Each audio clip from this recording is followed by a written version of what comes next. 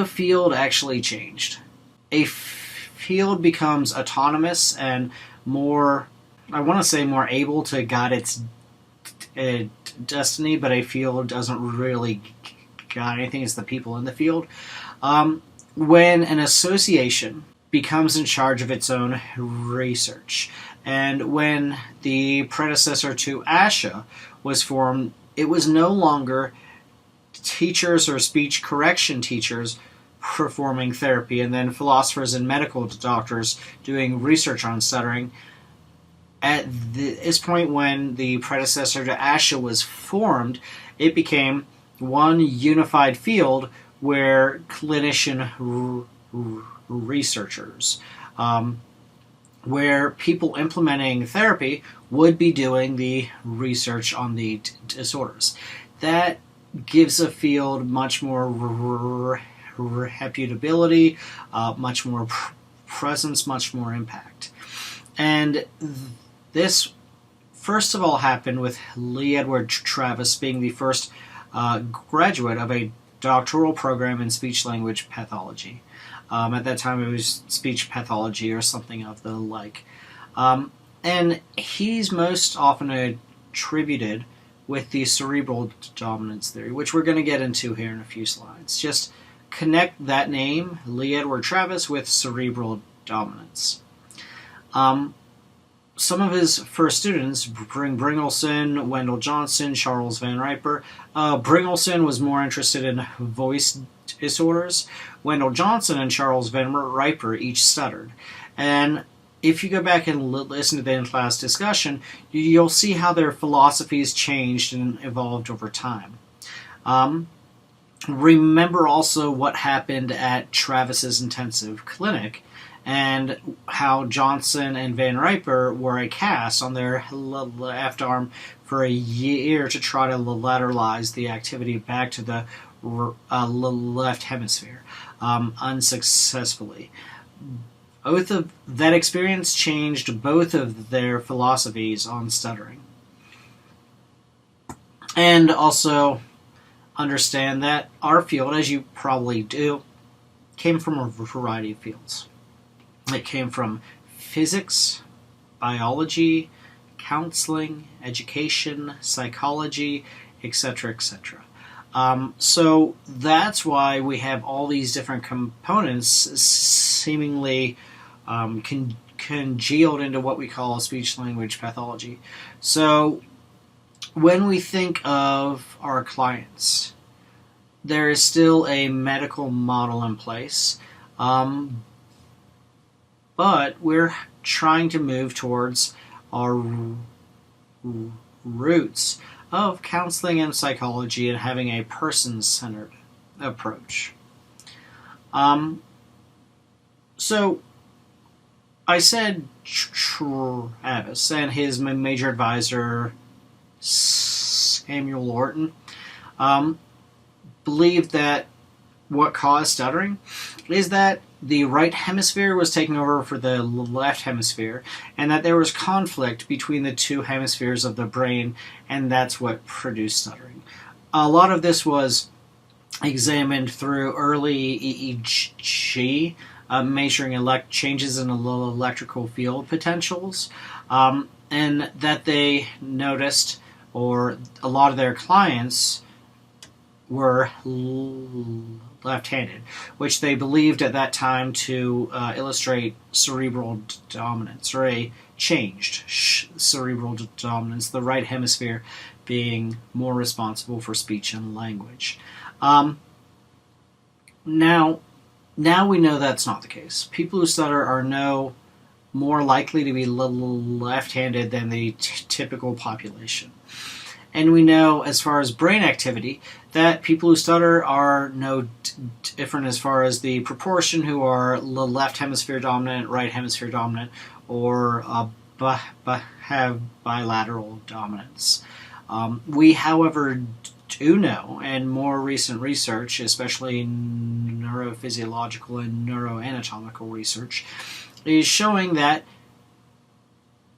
when techniques are used, and after the intensive clinics and stuff, there is a shift from increased activity in the left hemisphere to increased activity in the right hemisphere for people who stutter. However, the caveat of that is that that shift to the right hemisphere is also noticed in fluent speakers who use the same strategies that we're asking people who stutter to use, or that have been studied. So the shift to the right hemisphere makes sense. We're changing the intonation, we're changing the prosody, we're changing the rate and rhythmic features of speech, which those are some of the things that the right hemisphere is responsible for. So when we're finding evidence that there is this lateralization, it's not likely causal, but it may be a consequence of certain therapies. So some other breakdown style theories. There's the ischemic theory, demands and capacities model, neuropsycholinguistic model, anticipatory struggle, and then a lesser known one that you really don't need to know that much of is West's theory that stuttering was mini seizures or mini convulsions, not a lot of support.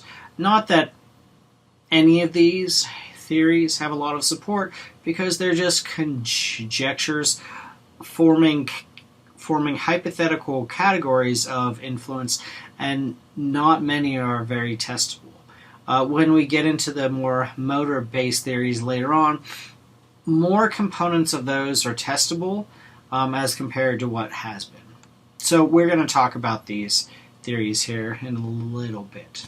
To know about the neuronal organization problem, Zimmerman thought that slower voice onset times, longer voice onset times, longer second format frequency transitions, etc., was an indication that stuttering occurred in the brainstem, and more so in how the brainstem organized speech in individuals who stutter. However, interestingly, mild people who stutter, or people who stutter who hadn't received therapy, seldom showed differences from a fluent population. For example, with the kinematics, in a normally produced syllable, the upper lip normally moves before the lower lip and then the jaw. So it goes upper lip, lower lip, jaw. In people who stutter using techniques, or in severe people who stutter with a history of therapy, it goes lower lip, upper lip, jaw. It changes the sequence of it. And if you look at voice onset time, so how long from when a light goes off or a sound starts is it going to take me to go ah, ah, ah, or just say an ah? That's the voice onset time. In mild people who stutter, they seldom find differences between mild people who stutter and typically fluent speakers. Most of the differences are found in more severe people who stutter, and interestingly enough also, the timing and sequencing tends to be more normalized for people who stutter who haven't had therapy. Once again, coming back to that idea of the contaminations to the fluent speech paradigm, because a lot of the neuronal organization studies were using the fluent speech paradigm, which we know has a lot of contaminations and contamination effects. When we think of how to apply some of this stuff, Rochelle had people who stutter doing truing-like maneuvers when they speak. That's not realistic. People are going to incur the same social penalties as if they were stuttering. So why do it? We want therapy to be the most natural, efficient, and effective as possible. We're not going to use that if they incur the same social penalties. Social reinforcement is a strong motivational factor. Travis believed stuttering was grotesque. Should be avoided at all costs, laying the foundational understanding for fluency shaping approaches, which we're going to get into a little bit more later on, but I'm going to briefly talk about it. Travis's approach, remember cerebral dominance was his theory, used a mental hygiene approach, which involved a lot of desensitization, some cognitive behavioral therapy of reframing one's perception of self and communication ability, voluntary stuttering. However, he was using voluntary stuttering not necessarily to increase fluency, but to have that disconnect between the moment of stuttering and the experience of stuttering. So as we've talked about before, the moment of stuttering, if you haven't approached it using grounding, using mindfulness, etc., can be terrifying. It can be feeling like you're drowning, anxiety is just flooding over you, etc. He used voluntary stuttering to show people that they could be in control of their stutter and then desensitize them to social situations. And early on, voluntary stuttering, with the exception of Van Riper, was the primary technique used for increased fluency up through about the 1950s. If you are exposed to a theory, if you're exposed to therapy, something before the 1950s, through the 1900s to the 1950s, it likely involves some form of voluntary stuttering for overt management of stuttering. Johnson started out on the same page as Travis, but after having his arm in a cast for a year, got kind of resentful and took a very strong stance of people who stutter were not supposed to apologize for their stuttering, and that he used voluntary stuttering not only to help people accept the fact that they stutter, but to get stuttering back to its infantile state, or that's what he hoped. Adolescents and adults who stutter, who are past that age of recovery, he saw it as, okay, let's find out how to cope. In children, he would never talk about stuttering, mention disfluencies, draw attention, because remember the semantogenic theory. He thought stuttering was caused by labeling someone as a person who stutters. So he used a more indirect therapy approach, counseling the family, counseling the parents and guardians, the social environment, to slow their speech down, to model positive communication styles, to decrease external pressures. And we're going to see a lot of that transfer to some of the psycholinguistic theories too.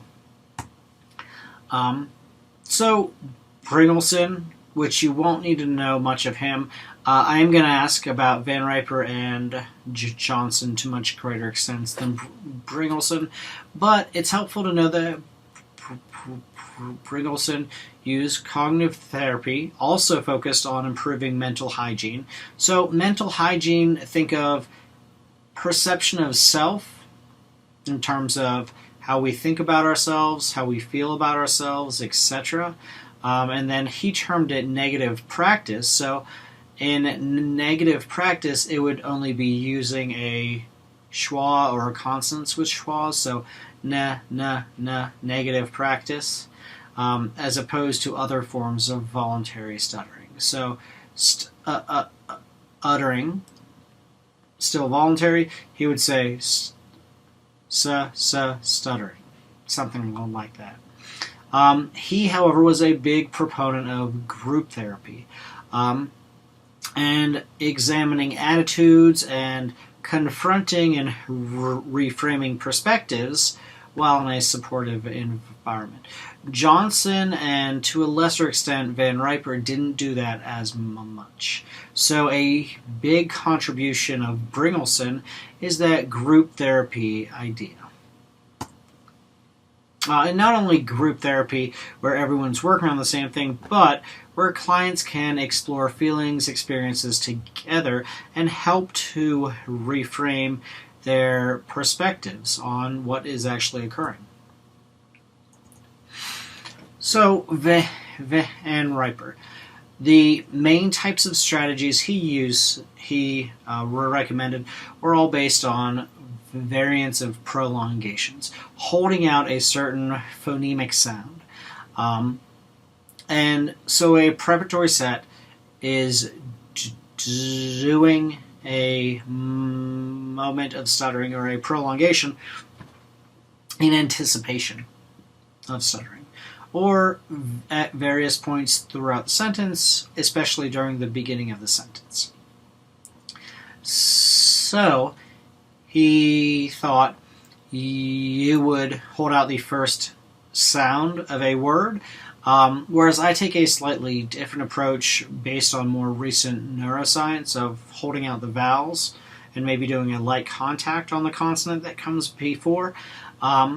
He would recommend prolonging the first part of a sound or at the beginning of a sentence. The thing that's nice about doing preparatory sets is that if you do them in a sentence a couple times, or if you overuse them, even on points that you don't think you're going to stutter, it actually inhibits future stuttering. So as you can tell now, I'm not using as many techniques and I'm not stuttering as much. I actually don't feel myself stuttering hardly at all because I overused those preparatory sets just in a sentence or two there. Now, pull-outs are a little bit different. It's kind of what I'm doing now. We talk as normally as we can, and we stutter. We hold out the sound. I'm actually doing it how I would recommend, moving to the next sound and prolonging it, but he would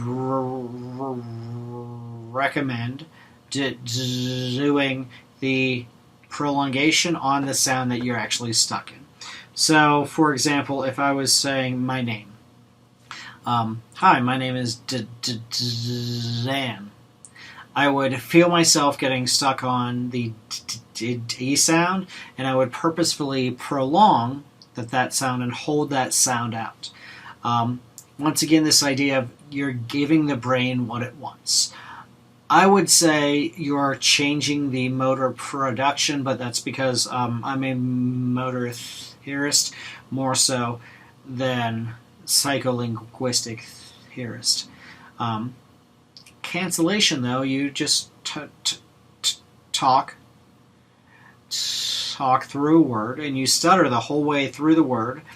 You take about a second to 2 seconds after.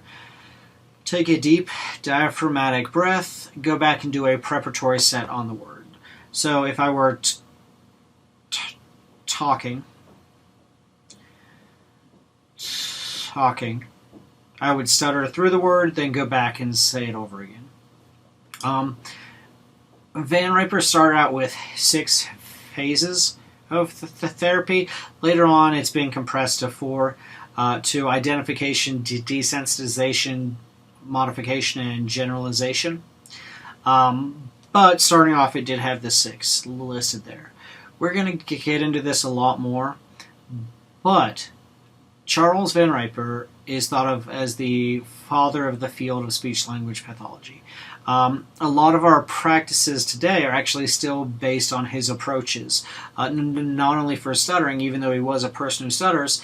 He's thought of as a master clinician of all traits and has a lot of the seminal and early textbooks on just communication disorders and communication sciences and disorders too. So, some repressed needs theories. We already talked about this. It was talk therapy to address what the therapist thought the cause of the emotional trauma was. And a lot of it was based on decreasing social anxiety and increasing assertiveness through a variety of ways. Not a lot on that, probably a good thing that we didn't waste a lot of time, so to speak, on that approach for people who stutter. We talked about this earlier on, but I just want to cover it one more time. Johnson and the semantogenic or diagnosogenic theory. Remember, that means that normal non-fluencies develop into stuttering like disfluencies, and someone becomes a chronic person who stutters when they get that label of someone who stutters attached to them. And the normal non-fluencies, the identification of them, the labeling of those, is what enhances the disorder. Not the case. As we talked about the monster study where Johnson's student Mary Tudor went into an orphanage and separated the children into two groups, told one group that they stuttered, had the staff stop and pretty much berate them for non-existent stuttering, and then the other group were reinforced for positive, effective communication. No one stuttered in the stuttering group, one person stuttered in the other group, and it forms social anxiety in the negative or stuttered group. So, in Johnson's theory, he thought normal non-fluencies became stuttering and stuttering like disfluencies when attention was drawn to the normal non-fluencies. When parents or whoever said, "Oh, what's going on there?" and questioned and labeled. Someone cannot become a person who stutters by learning it, by observing it. So we now know this is not the case, but some of Johnson's treatment approaches are still in practice.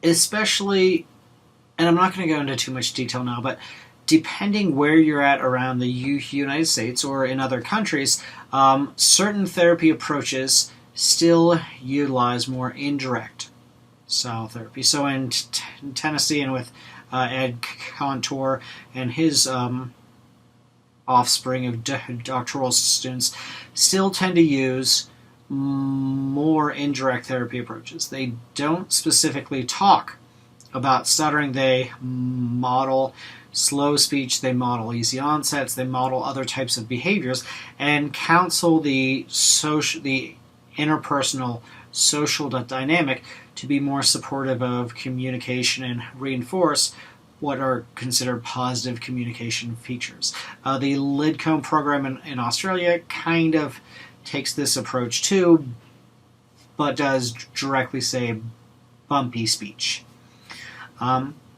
So Johnson would not talk about stuttering. He would not label stuttering, not identify stuttering for children who stutter.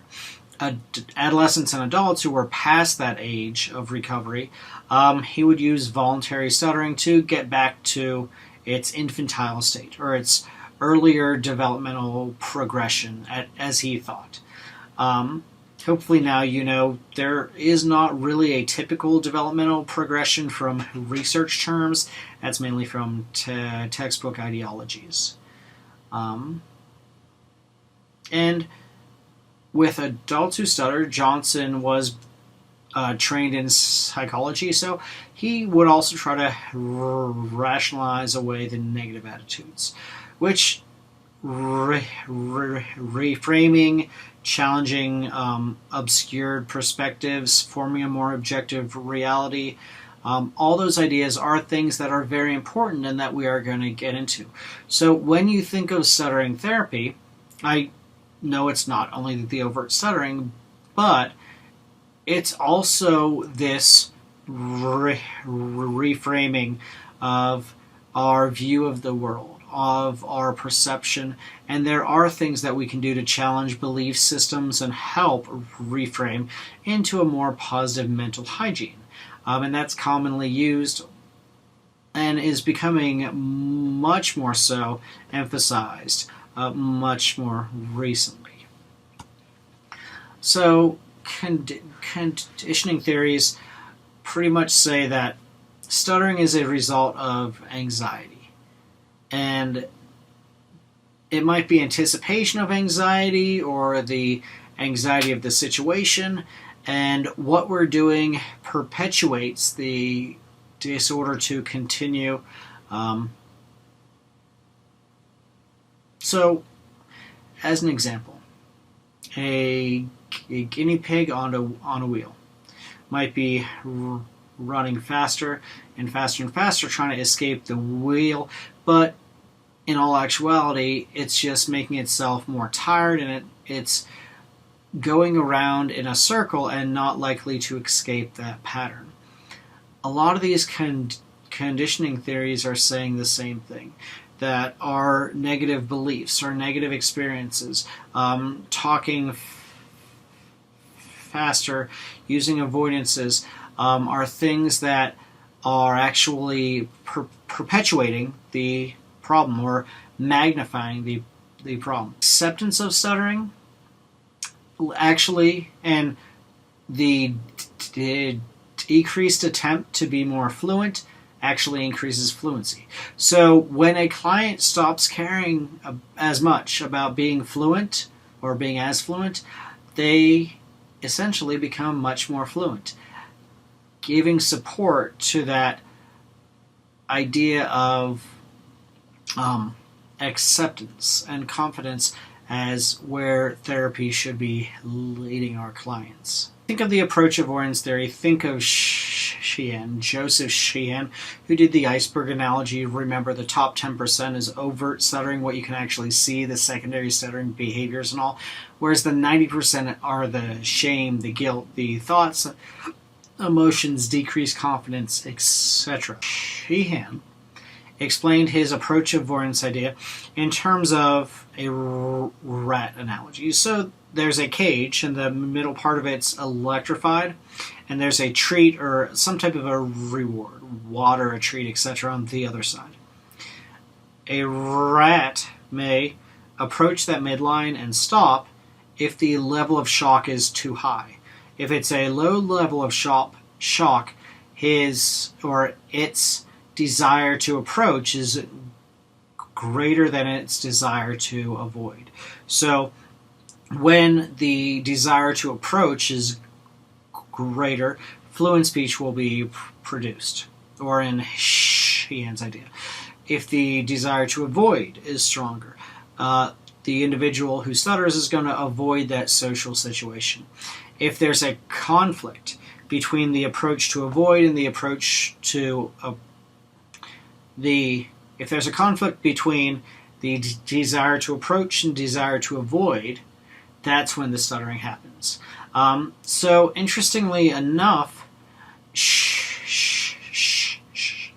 Sheehan, who was a trained psychologist, did not focus on overt stuttering at all. His wife did, and his wife did what's called avoidance reduction therapy, which has been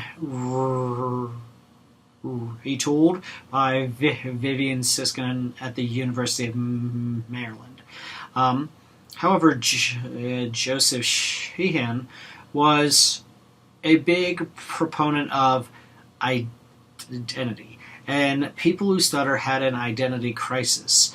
They didn't know if they were a fluent speaker or a person who stutters, and it was very situational dependent. So much of his therapy was on avoidance reduction. Not as much desensitization. His idea was, okay, go into those situations and then come back in a group and we can talk about it. Going through situations, having successes or failures, but having social support through other people who stutter to see the bigger picture and see communication as a success and accept the fact that they stutter. That was his approach. So when we think of Joseph Sheehan, think of the approach avoidance theory, group therapy, and then avoidance reduction ideas. Moments of stuttering as a contingent response. So this is the idea of learning the theory, operant conditioning, Pavlovian style, that once you ring the bell, the dog will salivate. In people who stutter, once you feel that anxiety, you will stutter. And some of these ideas led to punishing people who stutter in a more broad sense for stuttering to reduce stuttering. So they thought masking noise, filtered masking noise, white, other types of noise, so delayed auditory feedback, electrical shots, timeout procedures, and all were what were commonly implemented during the 60s and 70s. And Bruce Ryan's GILQ, or Gradual Increase in Length and Complexity of Utterance program, is based on operant conditioning as well. So a lot of these programs did not train people who stutter to use any strategies. They just said stop, or they shocked you, or they had delayed auditory feedback or white noise or something blasted into your ears. At that moment, you're negatively rewarded for your stuttering. You take a second, the brain has time to more fully prepare for speech. So thinking of that underlying mechanism too. Interestingly enough, Webster, with a couple of studies in 1970 and then 1972, examined delayed auditory feedback while speech was being produced, between words, or randomly, and they all had the same effect. So which kind of starts to disprove this idea that stuttering was a contingency based on anxiety or based on fear of speaking. So what you need to know about that is that a lot of these procedures of saying stop, wait, say that again, stop, wait, take a time out, or I'm going to shock you, or well, what have you, it increased fluency. Now, it also had negative consequences to the individual, as you can likely imagine. The Camper Down program in Australia, which is basically the Lidcombe program for adolescents and adults, still uses operant conditioning. And the Lidcombe program, which is for mainly for preschoolers but is being adapted to children who stutter, is based on operant conditioning also. There are positive aspects from these therapy approaches that we're going to get into later, but they come with cautionary tales of how they're implemented may have a negative effect on the individual. We already talked about Susie Bell, the puppet, and timeout procedures of a puppet getting turned on and holding up its hand and saying stop when someone stutters did have influence on fluency. And you using a token-based reward system changes fluency in the clinic room. Most of these contingent response therapies are clinic room dependent, not as successful when you get out into generalized contexts. So we need to think, what are the realistic expectations of therapy?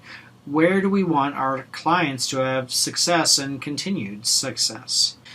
So Bloodstein's had a few anticipatory struggle hypotheses, all based on the idea of normal non-fluencies leading to slight differences in language and stuttering disorders due to anxiety and communicative pressures. We already talked about the 4 phases of developmental stuttering as proposed by Bloodstein. The thing to keep in mind about him, anticipatory struggle is the idea kind of as the vicious cycle goes. I have a negative experience, I dwell on that, I expect having a negative experience, I have a negative experience, and the circle or the cycle gets larger and larger and more ingrained or entrenched. So our job as clinicians is start to break that anticipation of a negative experience or that anticipation of anxiety and coming up with other strategies or procedures to reduce anxiety, to reduce the negativity of the experience, and having our clients experience positive communicative experiences and be able to talk about those. So instead of drawing and recalling the negative ones, which are easier to, because the serotonin marker that the amygdala encodes on negative memories. Talking through a positive experience, rationalizing, reframing, will make it easier to draw and recall those experiences. So when we think of bloodstein and the anticipatory struggle hypothesis, think of it in terms of that vicious cycle. I anticipate struggling, I anticipate negative experiences, I anticipate anxiety, so I'm going to reaffirm those experiences. And Bloodstein also thought that people who stutter have a slightly different language disorder, and that normal non-fluencies developed into stuttering via this alteration in the language differences. Now, the language differences is a very controversial topic, and very inconsistent findings have been shown as far as language differences, and it's very much task dependent, likely also influenced by those contaminations to the fluent speech paradigm. Okay. The two-factor theory, Broughton and Shoemaker, said stuttering is overt stuttering and secondary stuttering. So the primary component is overt, and the secondary are the emotional and attitudinal components. Overt and covert, pretty much, is what they're saying. So when you think of Broughton and Shoemaker's two-factor theory, think of exactly that. Overt and covert, one influences the other, and the other influences the first. They think that, they thought that primarily overt experiences with overt stuttering lead to secondary aspects, but they did account in a later revision of their theory that it can go the other way as well.